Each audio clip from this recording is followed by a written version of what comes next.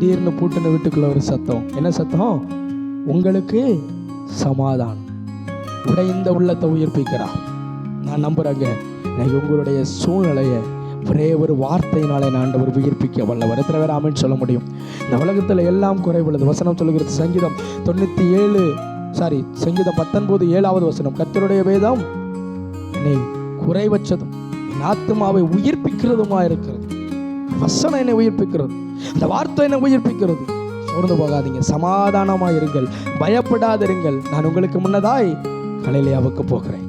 பயப்படாதீங்கப்பா, சோர்ந்து போகாதீங்க, நான் உங்க கூட இருக்கிறேன், உங்களை விட்டுட்டு போக மாட்டேன். உங்களுக்கு ஒரு தேர்ச்சவாரில் தர்றேன். ஏன் தெரியுமா? உங்கள் சரீரம் உயிர்ப்பிக்கப்படணும். நீங்க உயிர்ப்பித்தா, சபை உயிர்ப்பித்தா அந்த தேசம் உயிர்ப்பிக்கப்படும். அங்கே 120 பேர் மேலறை வீட்டில் உயிர்ப்பிக்கப்பட்டார்கள். சபை என்ன பண்ணுச்சு? தேசம் உயிர்ப்பிக்கப்பட்டது. ஒரே பிரசங்கம், 3000 பேர் 5000 பேர், தேசம் உயிர்ப்பு அடைந்தது. இப்போ சபைகள் சிதறடிக்கப்பட்ட பொழுது அவர்கள் போன இடத்திலெல்லாம் உயிர்ப்பிக்கப்பட்டார்கள். உயிர்ப்பு வசன வார்த்தைகள் அவர்கள் உயிர்ப்பித்துக் கொண்டே இருந்தது. இவங்க போன இடத்திலெல்லாம் சபைகள் பெருகிக் கொண்டே இருந்தது, ஜனங்கள் பெருகிக் கொண்டே இருந்தார்கள். எல்லா இடங்களிலும் மரித்த சடலங்கள் உயிரோடு எழுந்து உயிர்ப்பிக்கிறதே நம்முடைய ஆண்டவர். எத்தனை பேர் ஆமென் சொல்ல முடியும்? அல்லேலூயா.